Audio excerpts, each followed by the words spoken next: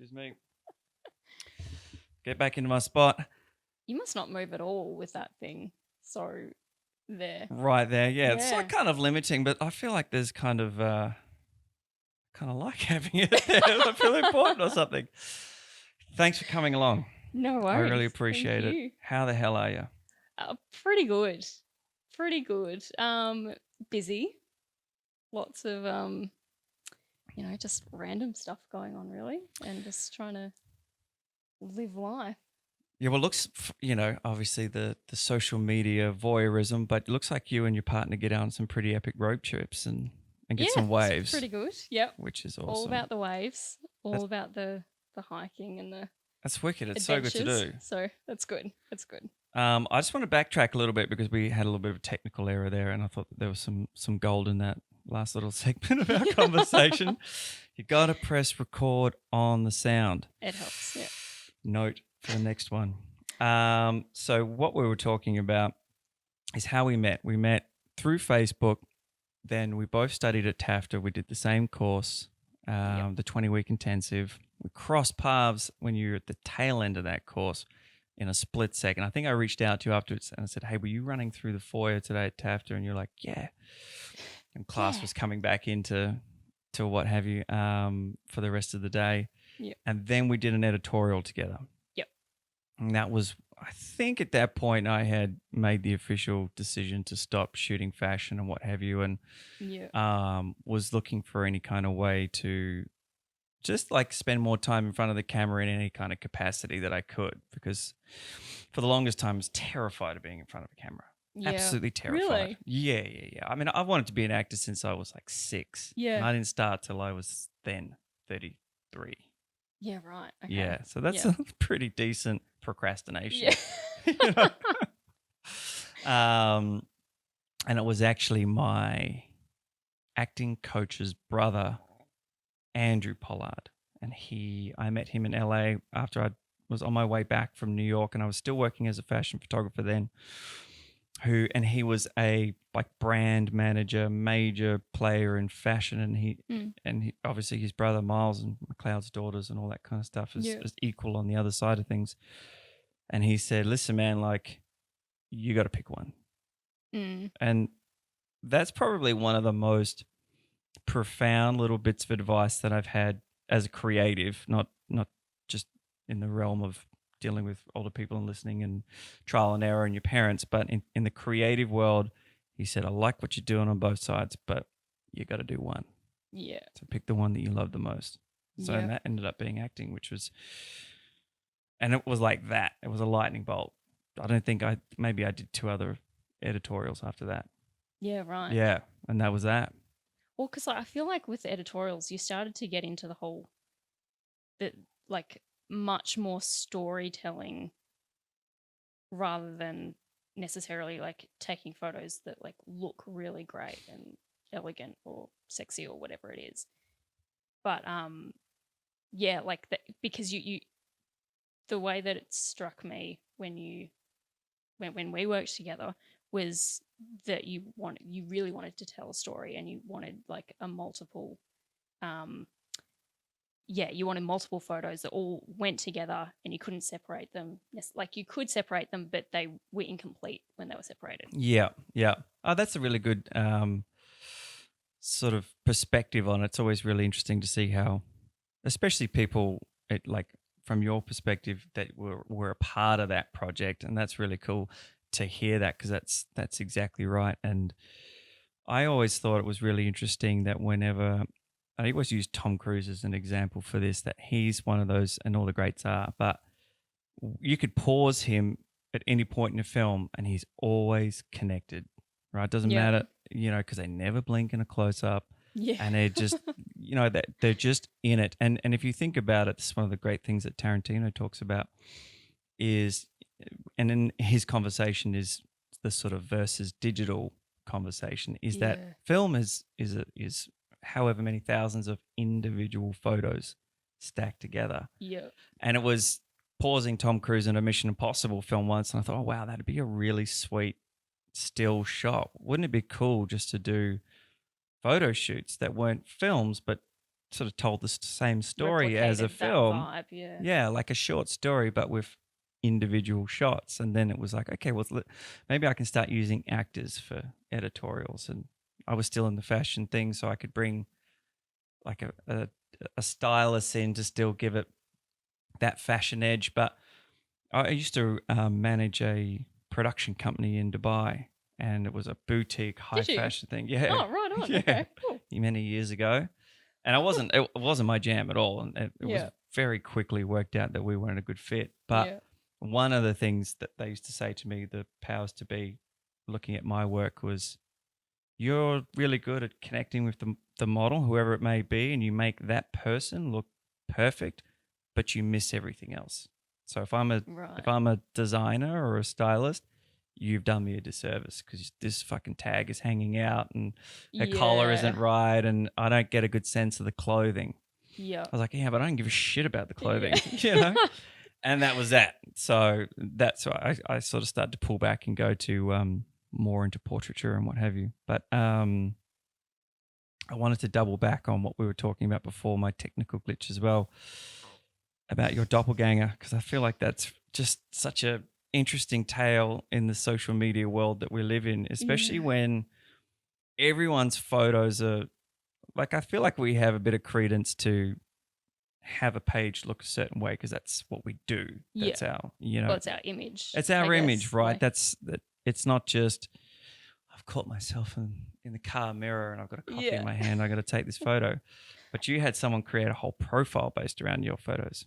Yeah. So it's a bit weird. Yeah, and you didn't know about it. No, I had no idea. And then, so I'm very grateful for you for pointing that out, because that was it was kind of weird. It was a bit creepy, really. to Super see creepy.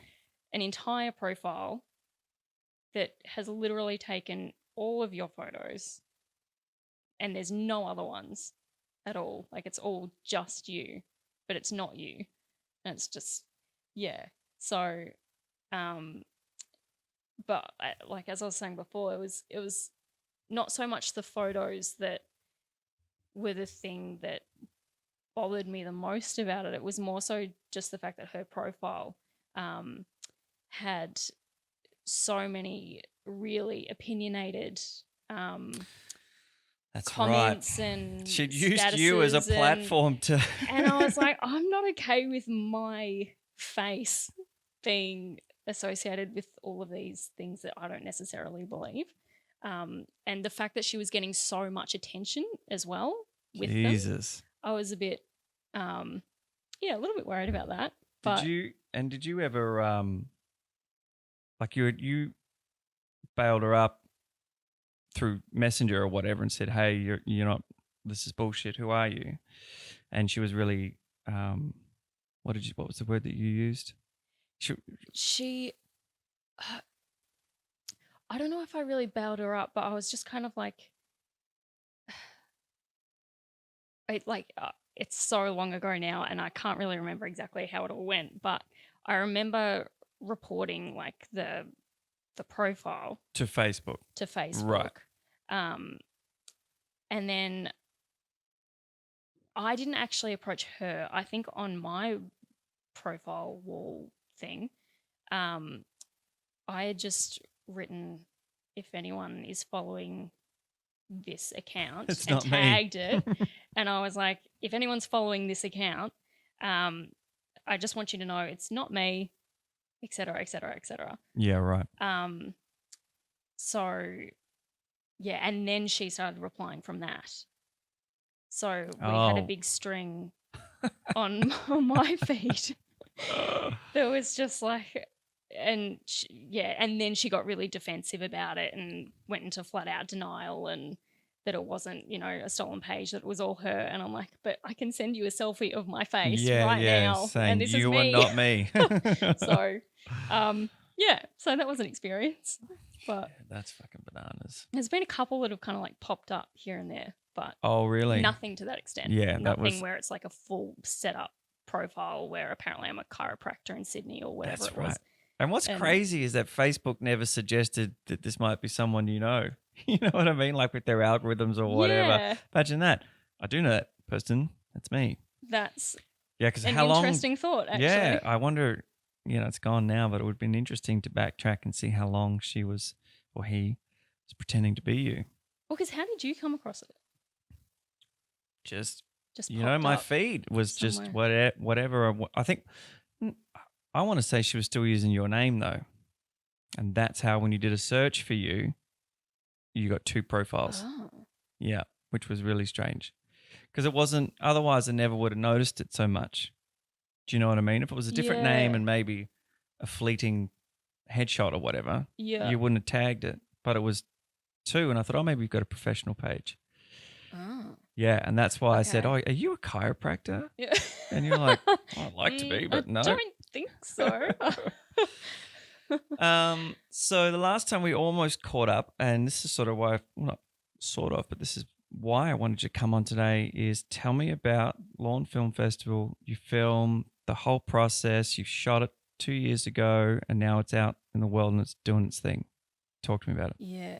So got into lawn film for our world premiere screening, which was pretty cool. That was exciting because lawn's a special place to me as well. Like I've grown up going back and forth and everything. Oh wow, that's really cool. And a lot of my mum's side is based down there. Okay. So that's cool. That was a nice little moment to have. It makes it a little sweet, a little special. Yeah, and it was good. And it was like just, having a kind of festival that you can go down to, a pretty remote seaside little town and just hang out with like a whole bunch of filmmakers for a weekend is pretty cool. That's awesome. You chat to them and then you're walking down the street 5 minutes later and you're like, oh, hi, how's it going? Blah, blah, blah. And then you just keep walking and stuff. And it's like, it gets that real like community feel, which is really good. And that totally made it, I reckon. That was really fun.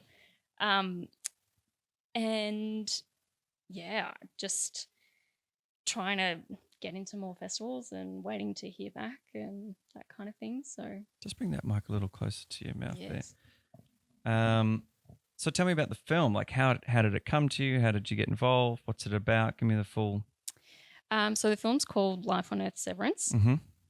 So it's a feature film that Karen and I kind of just. Karen is my partner, and we made the film together as well. Okay, so, right. So give me it all. So we kind of just decided that we wanted to make a film, full feature length film, and just explore how you do each part of it, basically. Because you'd never made one before, is that right? Never made one before. He has done a fair bit behind the scenes as well as in front of the camera. So, and I was keen to learn more, and he wanted to learn more. So, we kind of just decided, why don't we just do something and just have a play? And originally, it was just going to be something down the vibe of Blair Witch Project, and it was just going to be like we were just going to take a couple of cameras, record each other.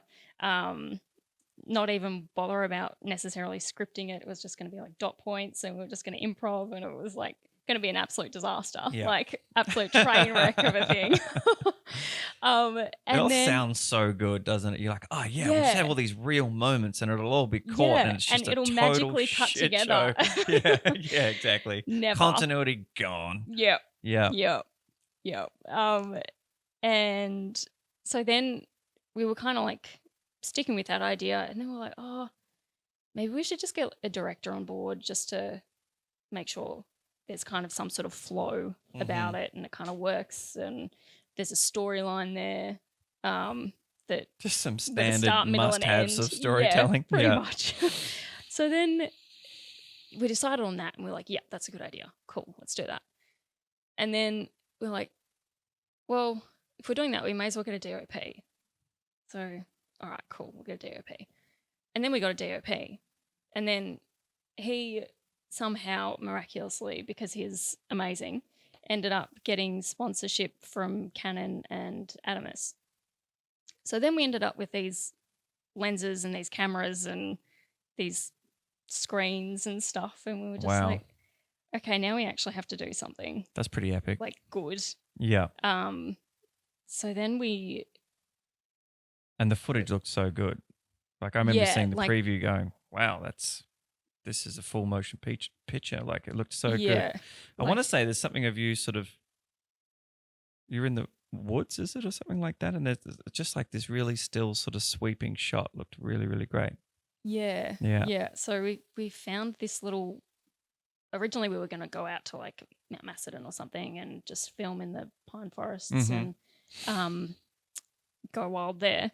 But then that all ended up being a bit of an issue with the amount of driving and things like that. Logistically, And yeah.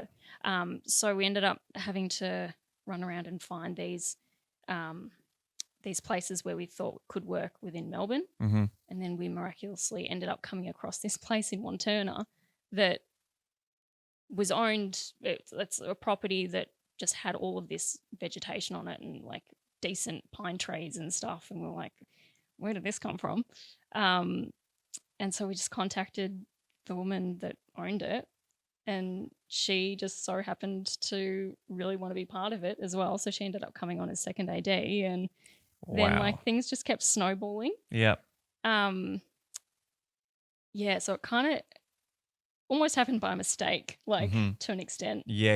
until we had to like actually start, Bit of serendipity in there. Yeah, yeah.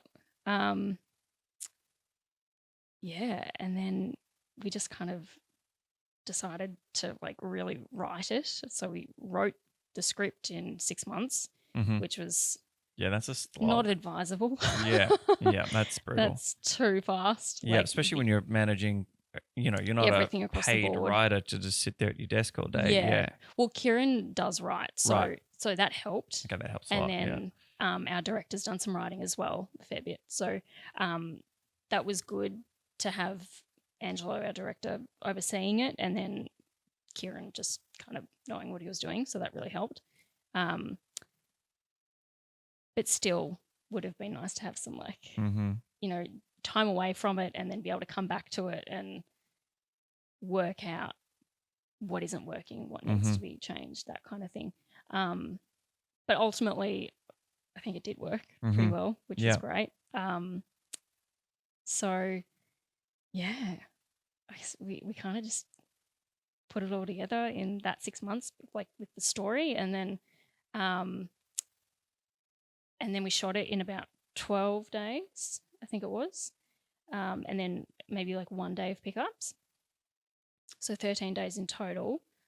Yeah, and that's kind of. Is it quite light on the happened. dialogue? Like, tell me, what's the film about? Oh no, it's very dialogue heavy. Oh, okay.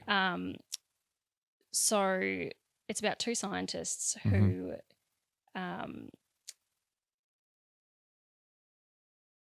it's kind of like an end of the world situation where Mhm. this virus has come to Earth via comet, Mhm. and it's brought along with it this new virus. So it's been contained in Australia. So now the best, virologists from around the world are coming and studying this virus, trying to make a cure for it because it threatens to wipe out humanity, basically. And so that's how Billy and Adam meet. And then they fall in love and get together. And I haven't spoken about it for so long. It's so weird. Oh, wow. Wow. And then That's cool because I felt really bad that I didn't get to come and see it at the festival. I had like the whole family down with us, and it was a whole big show. Yeah. So that's why I'm really, because you had your Q&A there too, right? So that probably is the last time that you spoke about it. Didn't you have a panel conversation? Yeah, but I guess it was a slightly different type of conversation. Oh, was it? Because of I guess because people had just seen it, so I wasn't like regurgitating trying to explain it. Yeah. Okay, cool. And this was like my absolute weakness of trying to explain it all, because I've got my character in my head. Right. So I'm like, it's all about Billy. Okay. And her relationship with like the virus and Adam, and what's going on in the whole scenario and what her stakes are and stuff. So that was really interesting, switching from actor to filmmaker. Right. And that's what this is all about. I think it is an incredible shift that we're all, well, any of us, I think that have got I don't want to say the smarts, but just that little bit of extra grip on this shift in what we have to do now as actors. And it's not like it was, it's different now. Everyone can make something, and you will be lost if you're not making and creating for yourselves. And you do have that weird moment where you're the actor that's just finished the scene, and then you run up to the monitor to redirect the scene or something, and including yourself. Yeah. Or on my recent film, and it was a real tackle of chiefs and Indian, do you know what I mean? Yeah. Creative interests, where I was the guy who'd sort of created the thing, co-written it, raised the money, produced it, and was acting in it.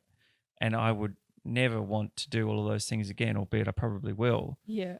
And then a DOP and a director all having different ideas, and me trying to let them ride it out for as long as I could, and then having to come in at certain points and review everyone and say, that's not working. You know, you've got to do this. And then going to an actor and saying, like, I don't really, and then crossing that line too of the other actor across the table from you telling you how to improve the scene. Because that's such a thing, like It's actors telling other actors tell me what to do.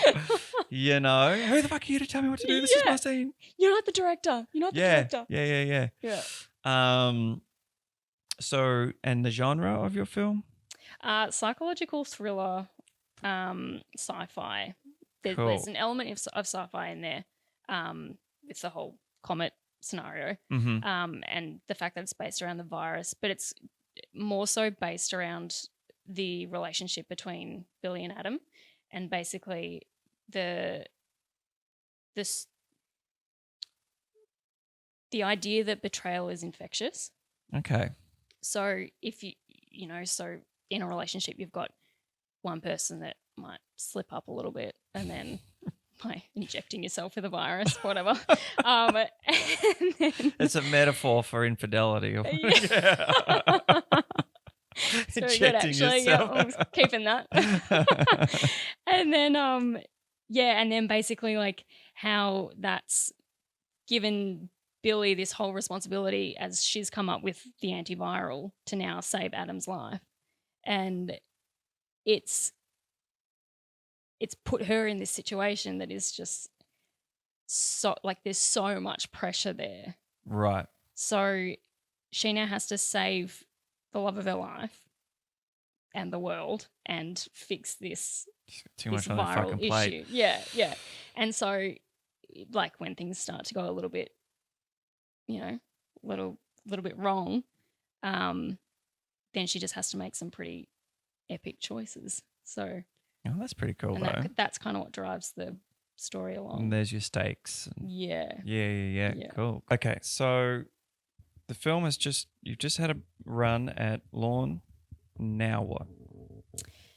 Now we are in that phase of just waiting to hear back from stuff.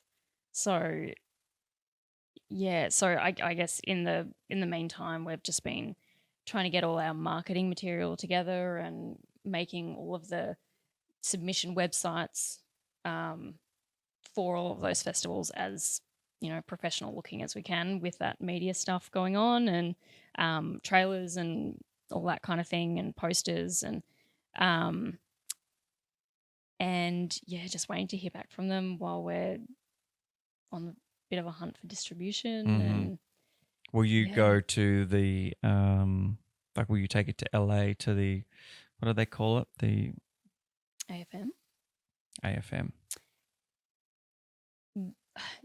Yeah, we've tossed it up, right, and we don't really know whether or not it's best to take it ourselves, or we're better off finding someone that's a sales agent that can then take it and sell it as a package, because we know that marketability wise, we're not like we don't have any stars in it or anything like that people are going to jump on and be like, yeah, awesome, great. Sales straight up kind of thing. Mm-hmm. So whether or not we try and sell it as a bit of a package or or we can get a sales agent that has some other films in their portfolio that can then, do that kind of thing. Leave it to the pros type deal. Yeah. Yeah, because it's tricky. Because I think actually, and I was just thinking about it when you said psychological thriller. So you shot it in 17, right? 2017? Oh my God. Yes. Yeah. Not. I want to say 16. No, because you were still at TAFTA in 16. Was I? Weren't you? I don't know. Well, I went to TAFTA in the middle of. You had just so you went to the tail end of 15 and you finished your NAI in January. No, I did my NAI in November. Nah, because I didn't move to Melbourne until the 1st of January 2016. Okay, that helps. Yeah. Yeah. Okay. I must have just been doing a course. Oh, okay. Like a workshop or something. Right. Because we didn't when we ran into each other. Yeah, and we didn't do our shoot until would be April 2016. I just moved into the Surrey Hills place. Okay. Yeah. And you didn't shoot it that same year. You would have started writing after that point. I would have thought. The objective of what I'm trying to say here is I think that we were both filming a film at the same time. Right. Yeah. And equally it was a psychological horror type deal, wasn't with a aliens type element, but called Weevil. But okay. Yeah. And the reason I talk about that is because the director, he went to the States to the tell me again what it's called. AFM. I cannot American for the Film life Market. of me remember this acronym. It's blowing my mind. I've had everyone here has talked about it, and I'm like, what is it called again? Yeah. What is it called again? AFM. And he had a hell of a time there. Yeah. And he's been there before. And just what do you mean by hell of a time? Like hell of a time positive or hell of a time like ugh? Not positive. Cool. Yeah, it was like we ended up getting it on Amazon Prime. That's pretty good. Yeah. Yeah, but still was like hard graft. I remember him sort of coming back from it and maybe a little bit, sorry Mark, but ambitious for the film as to where he thought it was going to go and who was going to pick it up. Yeah. It's it's a weird film. My dad's calling me. I'll cancel that. Hey, Dad. I thought I was on flight mode. It's a super strange film, and I'm stoked to have been, had a lead role in a feature film, and it's great. But I certainly wouldn't rush out and recommend to all my friends and family to go and see it. Like it's fucking weird. It doesn't make a lot of sense, but yeah, he had a real hard time at AFM. It's yes. Yeah. But it's good to be ambitious. Like I feel like especially going over there. Totally. To shop it around over there and be in such a massive film market because apparently it's huge. Right. Like there is so much shit going on. Yeah, that nobody knows which way to look. Like unless you actually know the people that have stalls and whatever. Apparently it's like a real hard task, but at the same time totally possible. Yeah, and I think, and I've always said this about Mark, I think he's just a super impressive guy because he believes so passionately in what he's doing, and I feel like this film was it'll be one of those weird films that someone sort of finds somewhere in 30 years and goes, whoa, what was happening in this? Do you know what I mean? Like one of those cryptic, really B-grade, weird shit films that there will be this little clan of people that find it and then it'll become a cult classic and then you'll be like so famous. Yeah, because he's a super smart guy, smart guy. And a bit of a nutter, but a really, really lovely guy. And he's got this little catalog now of like 4 or 5 features that he's made that are all as weird and cryptic. Actually, Mick Preston. Yeah. You know who I'm talking about. Yeah. He was in one of his films as this nutso doctor. Yeah. I could be wrong about that, but the preview looks like that. But then I told him that I was doing this film with Mark, and he contacted Mark, and he came out and did a tiny little spot on it. Yeah. And this is maybe a year after TAFTA, but it was so cool because we shared a scene together. And Yeah, that's cool. and he's going to come on the podcast, actually. Oh, is he? Yeah. What a legend. Mixer legend. Yeah, Yeah. he's Really cool. like talking to him. Okay, cool. So, and tell me what happened, why the gap after filming? What was the struggles that you guys faced in terms of post-production time? And was it just a cash thing, or? It was just time, to be Yeah. honest, because like we didn't have the budget to get, you know, the editor and assistant and the like just everyone assistants basically. So Kieran and I were kind of running around being the assistants and learning all of that stuff on our feet. Yeah. And then trying to get everything that the, you know, the editors and the colorist and sound guys, like everything that Sound was design is a involved with whole that. thing. Yeah, like sound design's massive. It's massive. You don't realize how massive it Yeah. is and how skilled it is. Yeah, and like composition and stuff, and there was just so much that we had to learn while we're working full time. To try and like keep getting the funds so that we can keep putting the money into it. And it was just little bit by little bit by little bit. Yeah. Yeah. And so yeah, we kind of just had to keep on doing baby steps and, you know, sitting down every Sunday with the editor and like going through it and doing the same with the colorist and yeah, and just slowly but surely getting there. And how was that? Were they, you know, were there a lot of like creative hurdles, or were you guys just totally in sync and knew exactly how to make it? Everything's pretty good. That's awesome. To be honest, like everything went actually quite smoothly, and the people that we were lucky enough to work with were like so good at what they did that they could like bring in, you know, little tips and things like that and tweak things here and there that like gave things a whole new life. But I think that like one of the things that Kieran and I did really well was choose who we worked with really carefully. Like we met with them a couple of times, but met with multiple people for each realm. Right. So you had to cast a wide net, so to speak, and be able to get a really educated sense of who was going to sit well. Yeah, because we had a pretty strong idea of the kind of product that we wanted. So then it was just a matter for us finding who best fit that same line of thought.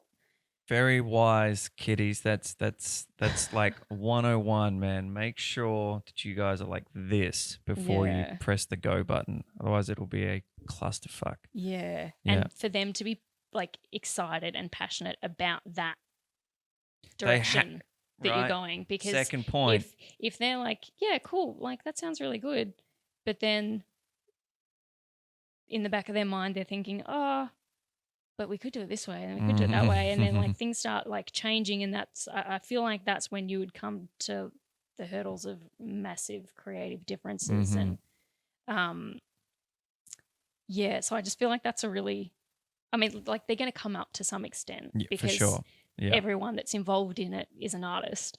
So, and because that's such a subjective thing, that's always going to create some kind of friction. But ultimately, if you're all on the same page from day one and you all understand the idea and the overall feel and tone and essence of what you're trying to make, then I feel like the pieces of the puzzle just fall that much easier.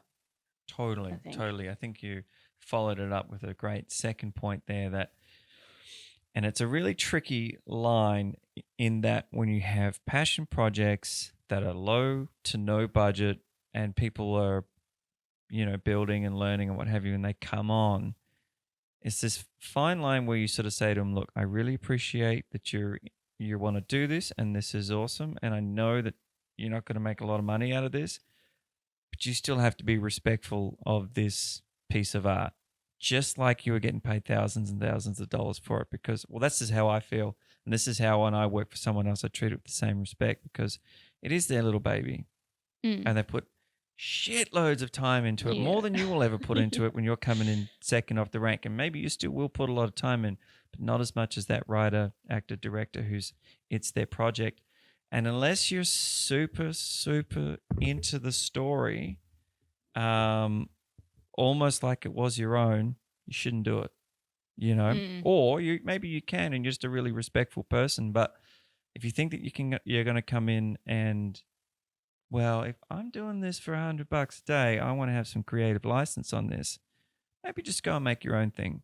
That's been my experience. You should just be really respectful of the people who have put all their love into this thing. That's their project. And if you want to come on and maybe you're going to be the cinematographer or whatever, but you're building your portfolio and you're going to do it for a little bit less, or you're going to donate your time for free, I don't believe that gives you the grounds to not be respectful of the people whose project it really is, and then because one day you will create your own project and you will have this other person come in to do something for you and they'll be like, oh man, I think your ending sucks and maybe we should do it like this. And you're like, well, this is kind of my project and I really appreciate your time, but maybe you should just fuck off, So I don't think people think it through enough. They're like, yeah, that's awesome. Well, let's just do it, Yeah. And I wonder if that's a thing because there's not much happening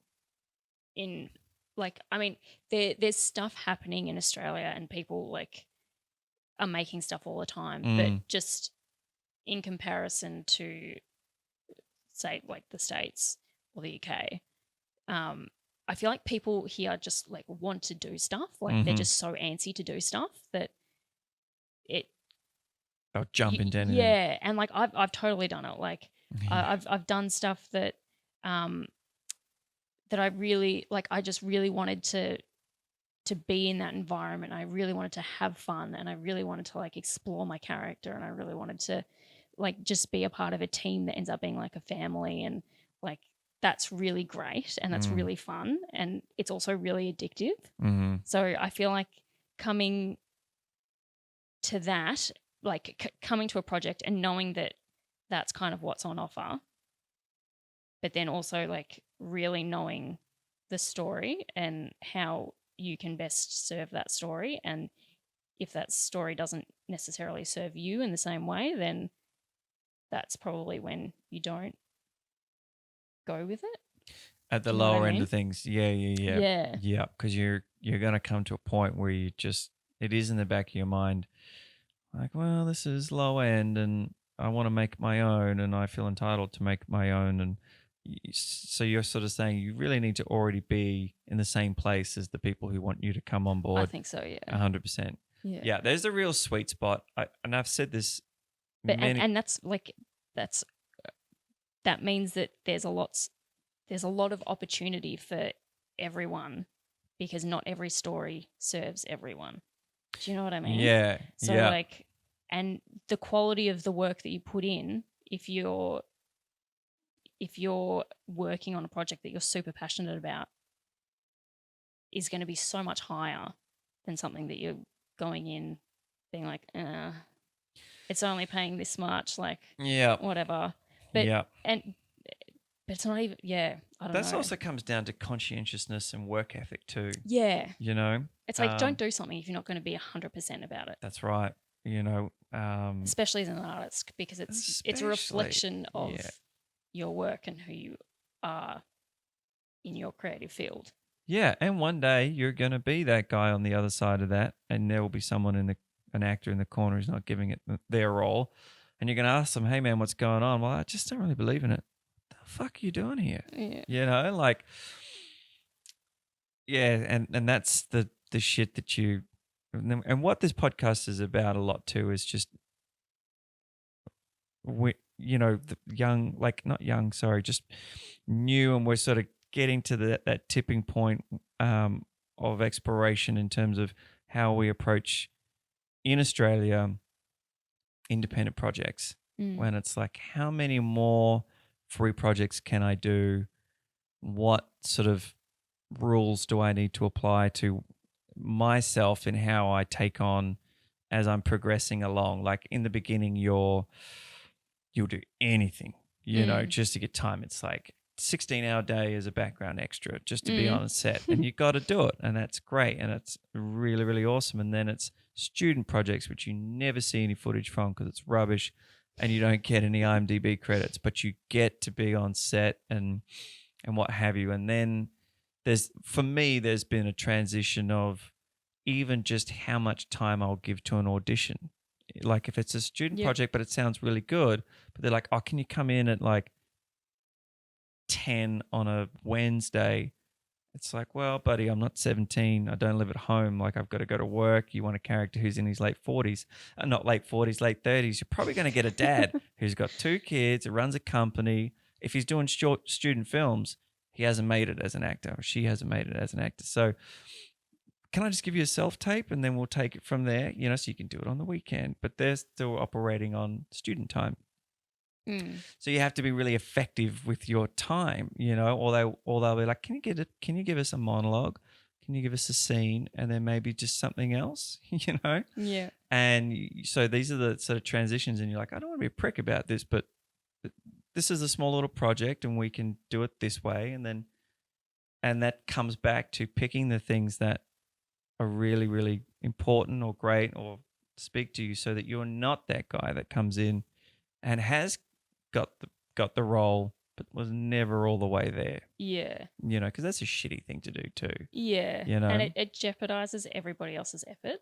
For sure. I think. And I think that that's the biggest letdown of it. I mean, yes, it makes you look stupid, but like you are sacrificing everybody else's time as well. So it's like, yeah, like, and some student films are amazing.